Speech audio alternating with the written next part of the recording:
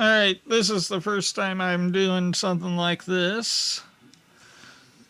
But, so bear with me a bit. Uh, Today, I kind of wanted to talk about Has-Been Hotel. And I've seen way too many videos of people complaining that Alastor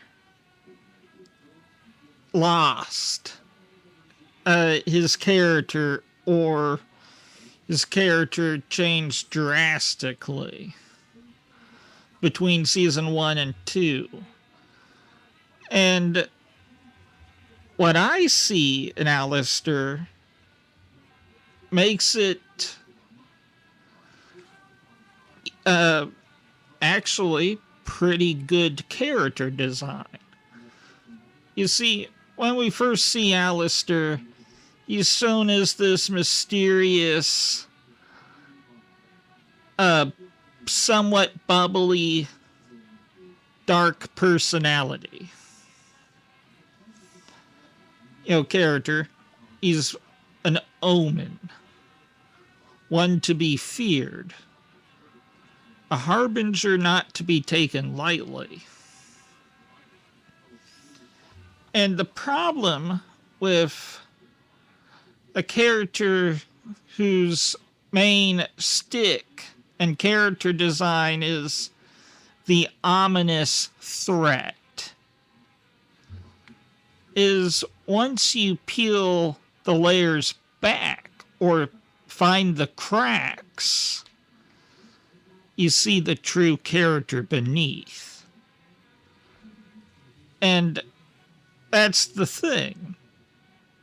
That is the persona Alastor wants to show publicly. He has many faces,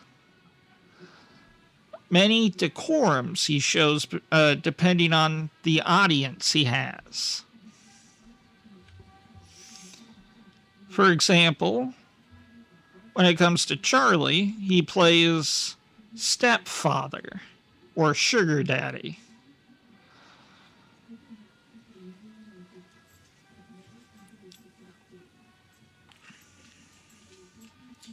When it comes to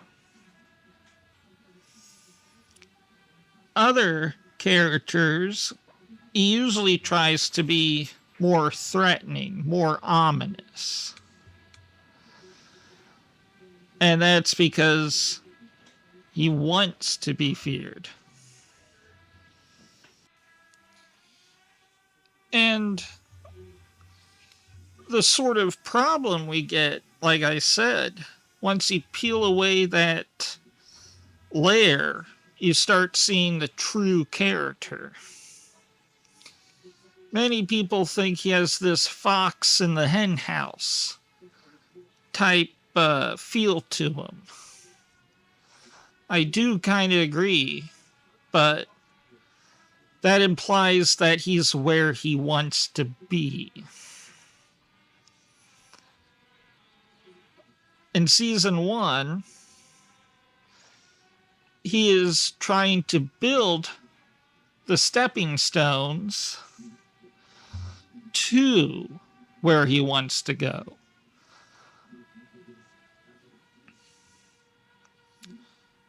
And the main reason why I feel like the character shift between the two seasons is warranted.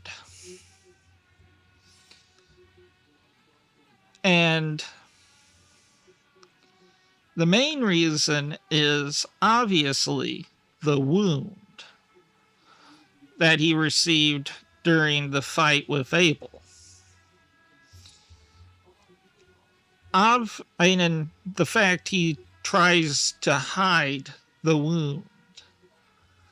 You see, there's this concept called topic, which essentially just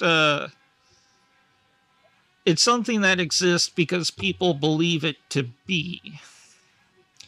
Now, in a place with supernatural magic, if you gather up enough belief in a way, it can become true. So, this entire time over the years, he's been building up this top dog persona.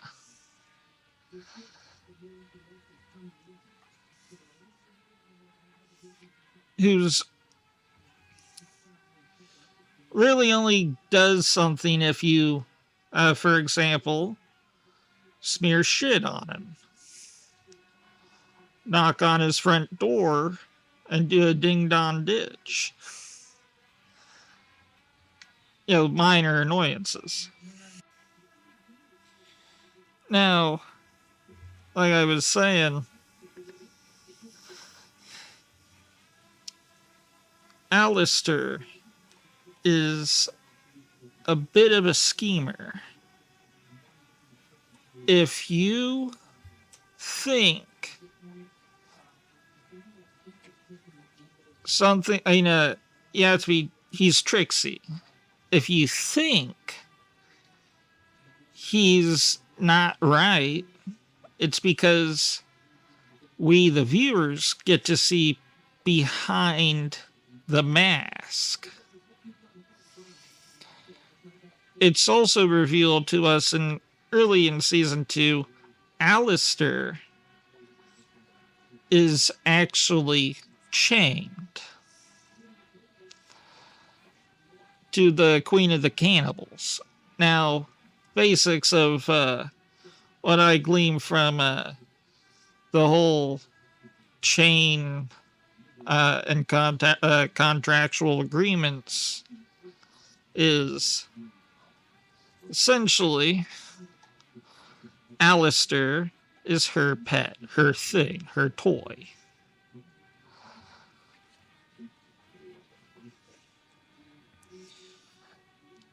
Now,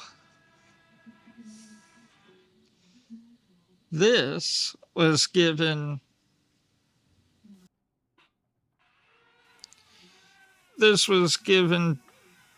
via false pretenses. If you go by Alastor's point of view. Originally, the deal was he does some sacrifices in the wood via penguin ritual of some kind for her, and then she gives him power, which he would use to, which then he would use to become top of the pyramid in the Demon Society or whatever. Obviously, he failed, and in his failure, he gained a stigmata. A pair of tiny deer antlers.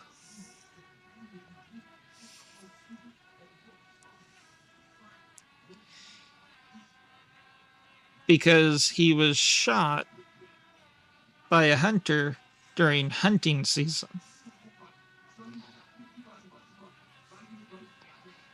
Because he looked like a deer. Obviously, when the hunter tried to go get the buck, he definitely found something that even his drunken ass would definitely know to call the police. But that's besides the point. So he didn't get to finish his end of the bargain.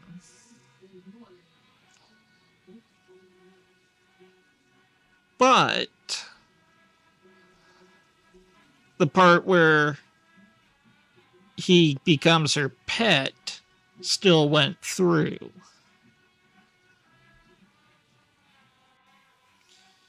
But there's another snafu here. Alastor truly isn't a top dog.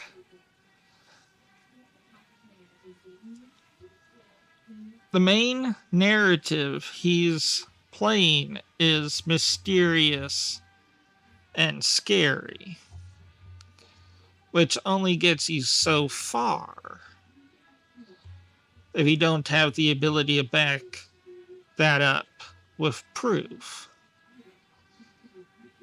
But you see the problem, Alastor at this moment doesn't really have that.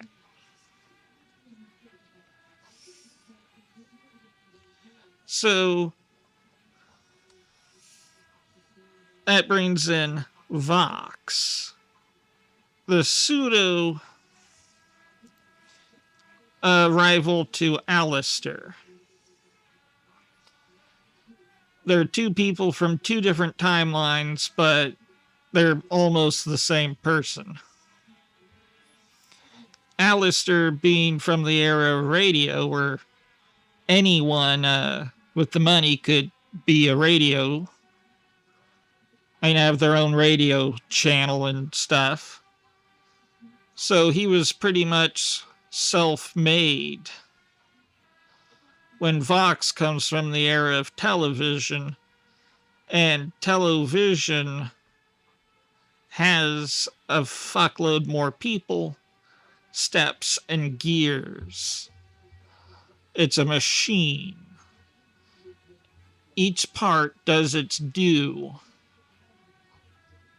in the due time. Alastor, like I was saying, is from an era where he didn't need anyone. And this is where the seeds are planted. The contrast between these two characters is grand. Vox controls pretty much all television-based media. Alastor only has a mysterious radio channel filled with the damn souls he's collected over the years.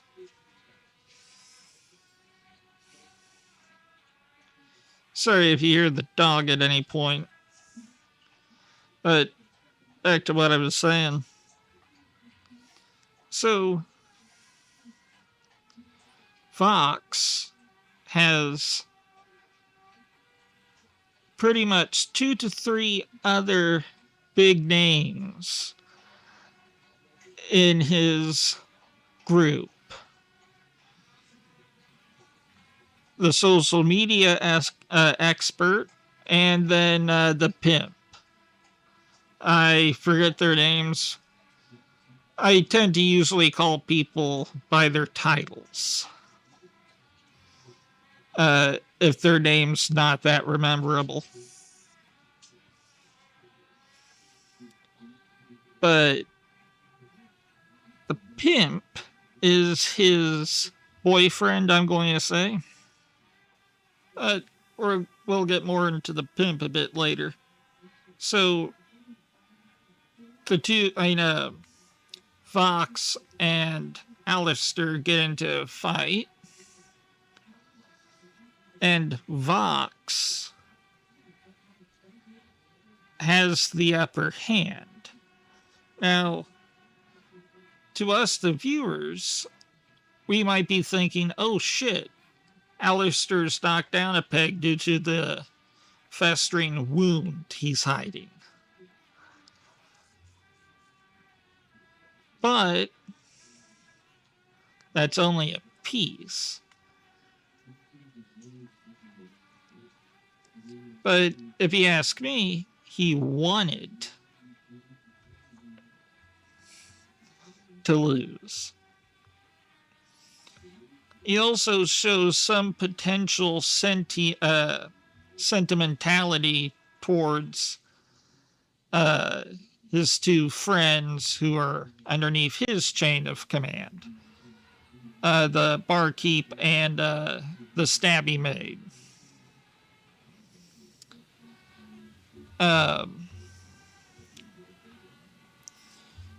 The bartender is the only other person that knows Alastor is someone's pet. Most likely due to the chains that bind. You know, if you're someone, the hierarchy here, essentially it forms a ladder. You technically own all the demons below you. They own the demons below them. And thus, the demons they own, the top guy owns, deal-wise. But more of proxy. This kind of stuff is a little muddy at the moment with the show and how it's been going so far. So, Alastor gives Vox a deal to essentially be his prisoner / hostage as long as he does not lay hands on Charli or anyone from the Has-Been Hotel.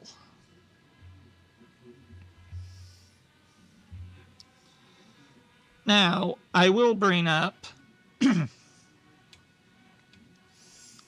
the pseudo problem with the contracts. My guess is it's fully dependent on the contract owner, the one who initiated the deal. It's by his perception if it breaks or not. Hence why Alastor is still technically bonded to the Queen of the Cannibals.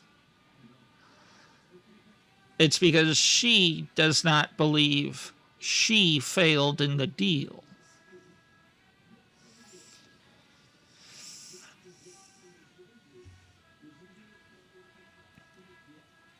But she views Alastor technically failed his end of the deal.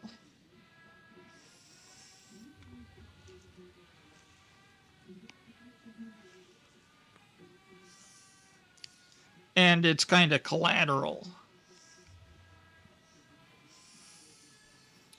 But essentially, during this time where he's held pseudo hostage prisoner, is when he starts sowing seeds of discourse in everyone around Vox. And Vox gets on such of a high horse that he ends up blowing up half of the city. Now, I have seen many complaints about how Vox gets ended, but I kind of feel like Alastor wanted it to end that way. Because Alastor being a lone dog, what would make him look more epic? Outright killing his enemy? Who has literally formed a pyramid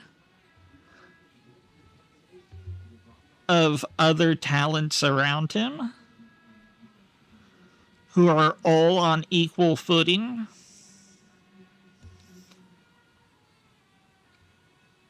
Or one of those equal-footed individuals rips his head off.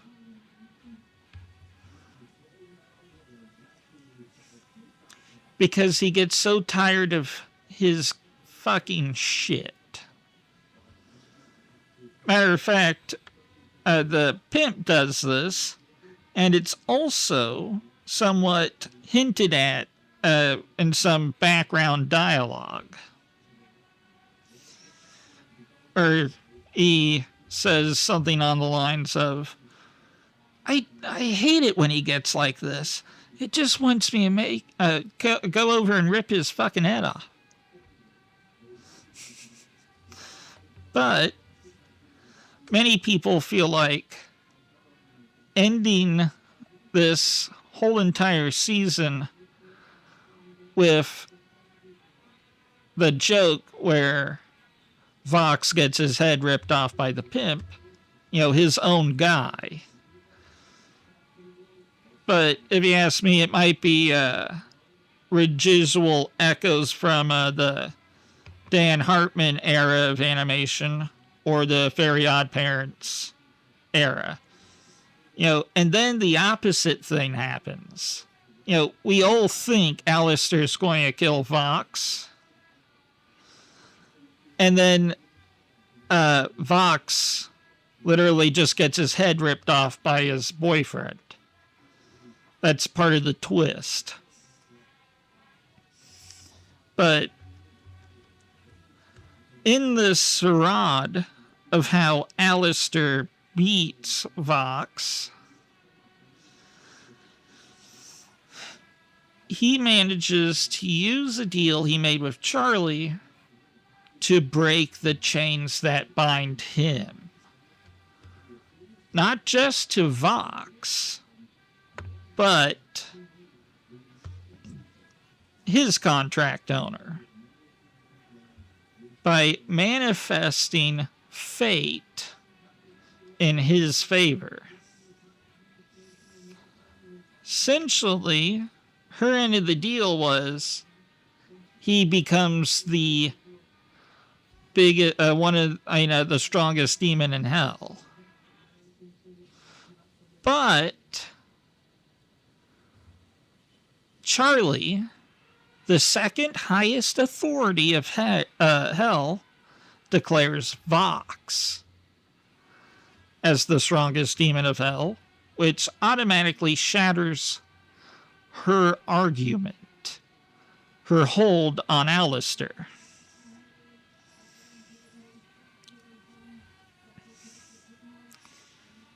And then Vox goes to console Charli by laying his hands upon her, which is when Alastor's contract with him breaks.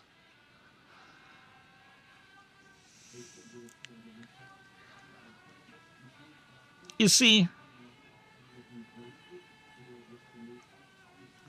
seeing people compare season 1 Alastor's a much better character to the season 2 Alastor,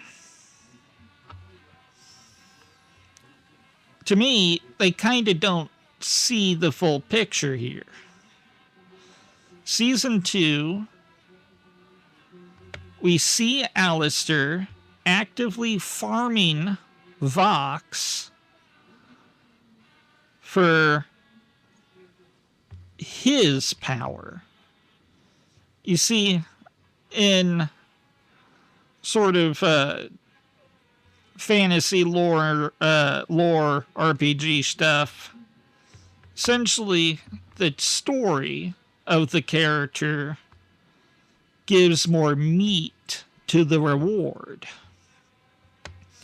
Especially when we bring in Topic into this equation. Because Alastor being reduced to essentially a cuck in a chair,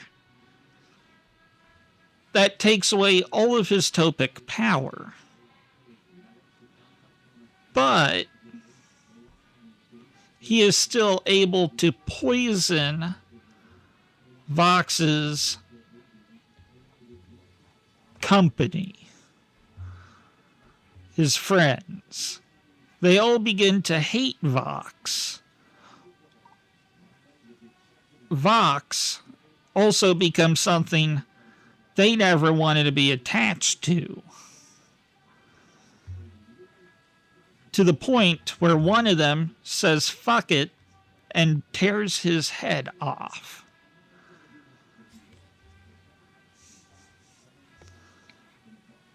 Yes, I do agree. Season 1 Alastor just has that aura.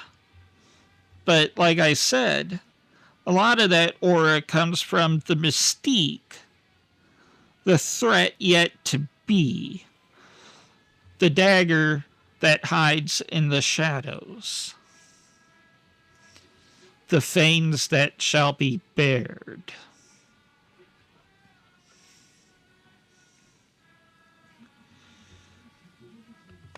And the stupidest thing I've have to bring up in this argument is Alastor has a song about putting on a smile.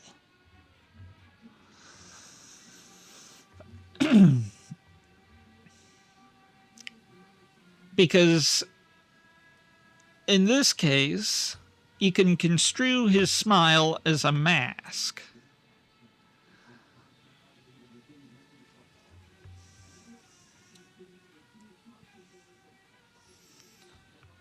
But yes, essentially, when it comes to making a climactic story, the algorithm that determines a good hero arc or character arc, a character loses or are on rock bottom, and then they claw their way back up to the top. Now, in this case, with how I see this, is Alastor is doing that. He downgrades himself to a cuck in a chair and watches as Vox becomes the most insufferable, self-infused blimp.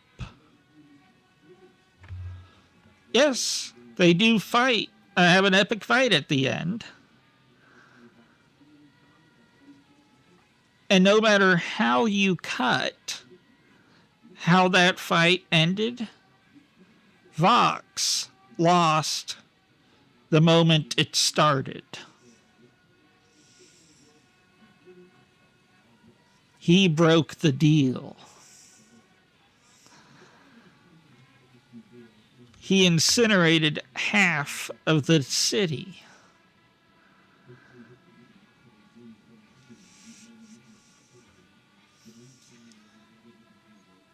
Charli and friends are able to prove redemption works.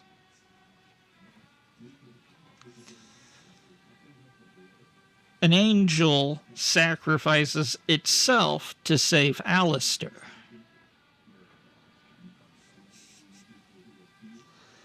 And you know what? Alastor was the first demon of renown to back the hotel. Meaning a win for the hotel is a win for Alastor. Meaning Alastor wins.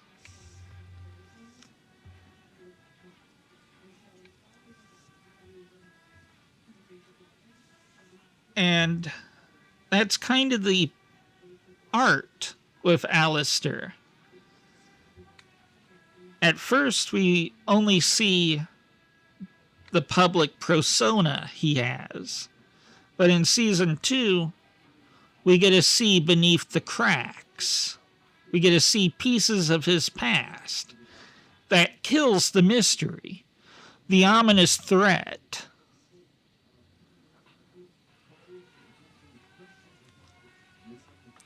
And that's how the cuck ended the TV. Alastor is by far one of the most well-written characters I have seen in a long while. And I feel that a good bit of the unpredictability of the show and its anticlimactic character kills is actually warranted. You know, it's a good break from the norm. Someone had to kill Abel in season 1. Yes. Yes. Maggie. No,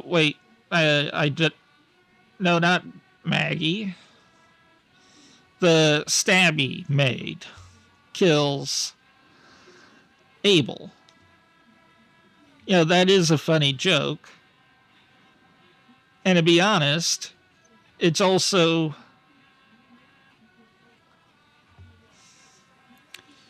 probably the best way to kill Abel without upsetting the eternal power structure of hell. You know, obviously the angel killer is going to get bumped up a handful of pegs. No matter how low they are.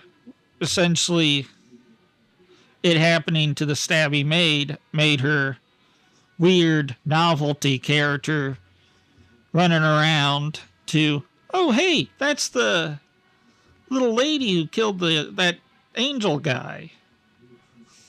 You know, just a minor celebrity.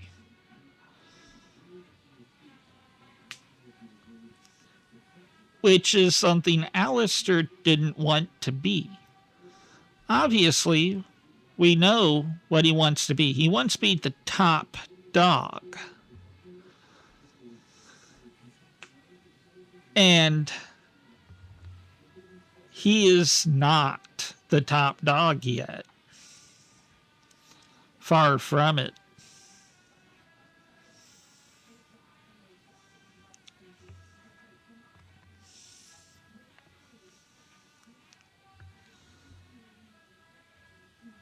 So if I see another video where people are bad-mouthing Alastor and how he's not as good as he was in season 1,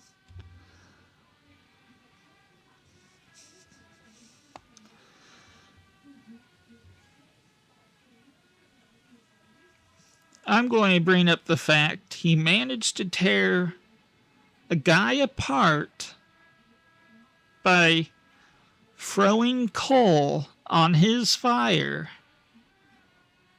until it burned everything away.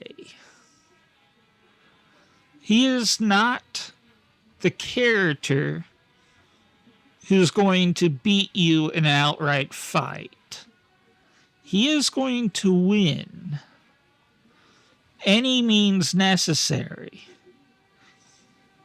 even after when you think you have won.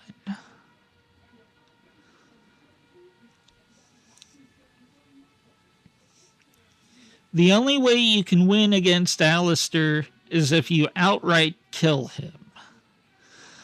Not keep him alive as like some sort of trophy.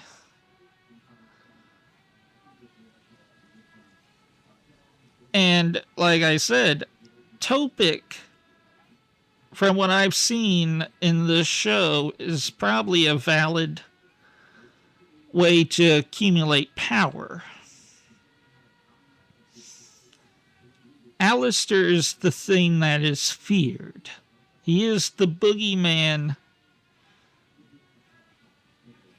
that lies within the shadows of this story. Vox was the man who built a team to take over the media. Vox fell from grace. And it is that same team that essentially Caesared his ass. Now, if you don't know, the original Julius Caesar, after he went mad from syphilis and made not one, but 2 sex orgy yachts, a piece of which somehow managed to become some poor bastard's coffee table he bought somehow off the black market, not knowing of its true value until one of his co-workers was like, dude, you don't know what the fuck this is? You've been drinking coffee off of this for how many fucking years? By the by, it was the sex altar. Not the altar, but this hand-carved piece of stone that went under the altar. Yeah.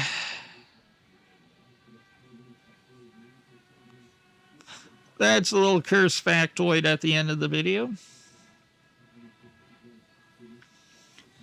But yeah, it was the parliament, the tiny bits of the government that got together and essentially stabbed Caesar to death and then replaced him with a more capable person, and they try to cover up the murder. They actually managed to succeed at the time. It's only when paleontologists went poking around and counting bones did their farce go. Which, I bring this up because that's what happens to Vox here. He flew too close to the sun and got burned.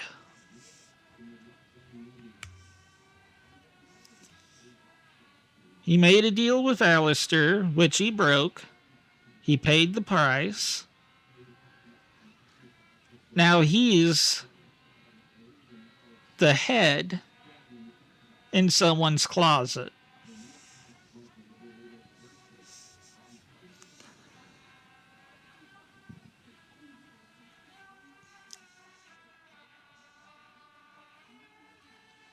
But yeah, essentially,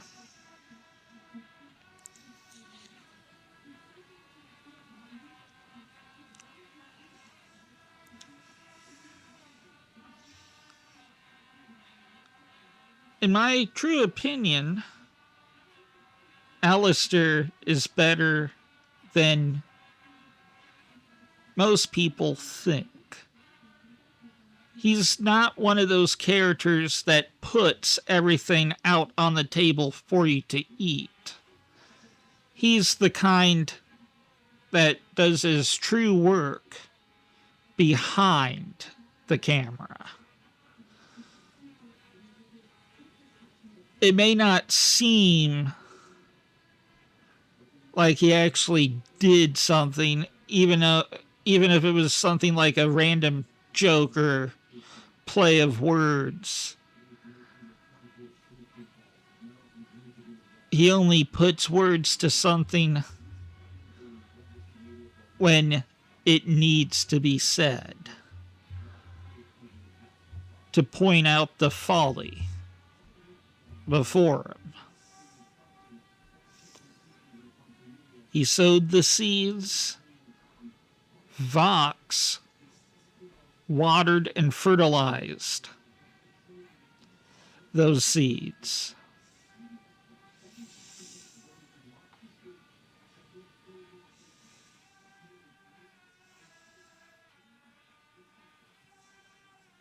But that's why Alastor's character story thus far is probably one of the best ones I have seen in a long time.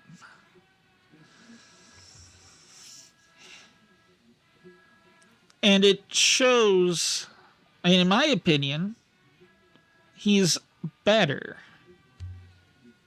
than he was in season 1. Because in season 1, he was sort of empty for a lack of a better word. We, the viewer, didn't know anything about that character. We just knew he was one badass fucker.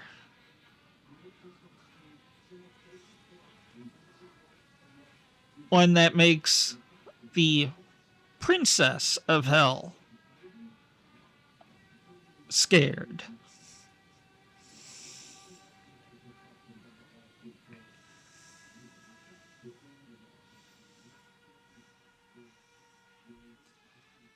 But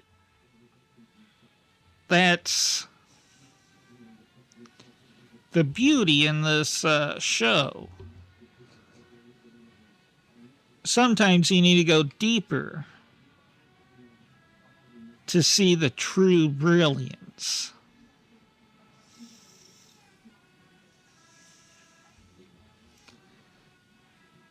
I hope you like this video. It's a little something different than I normally do. At the moment, you're probably watching this on my gaming channel. But at the moment, I don't have any other channel to put this. If you like and subscribe to the video, I might do more content like this on a new channel.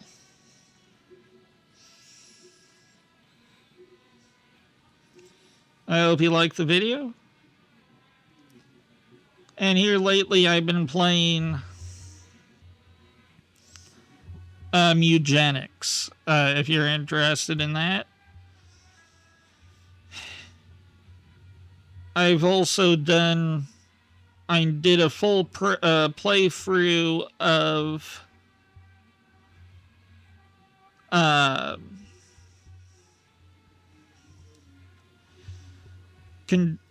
Containment Breach: The Last Check.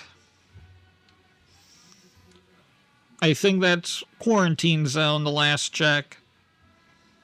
It's the one where you screen people for zombieism. I also have a few other videos, one of which is Dead Island, the canon, most of the canon games thus far.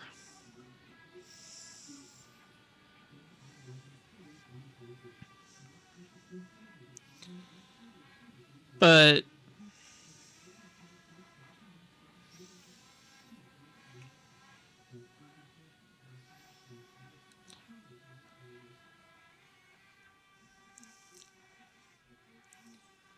that's it for this video.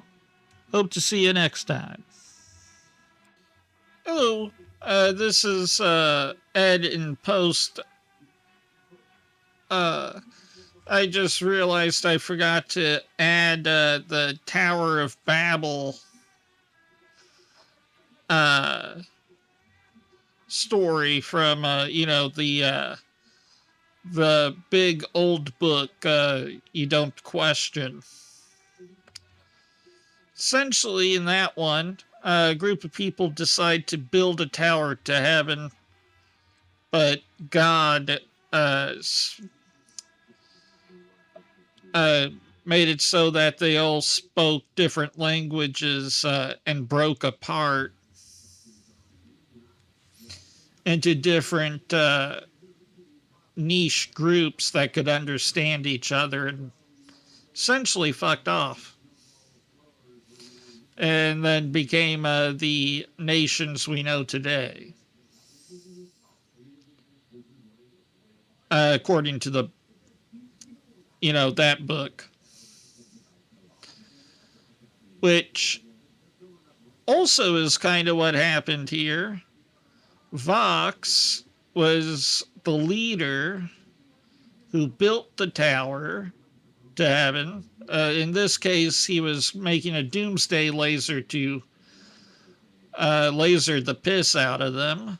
But I would be remiss to draw at least a faint line between the Tower of Babel, a Bible story, to essentially a series that takes heavy inspiration from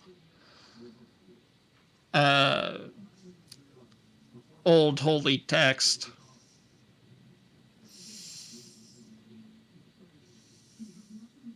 But yeah, goodbye.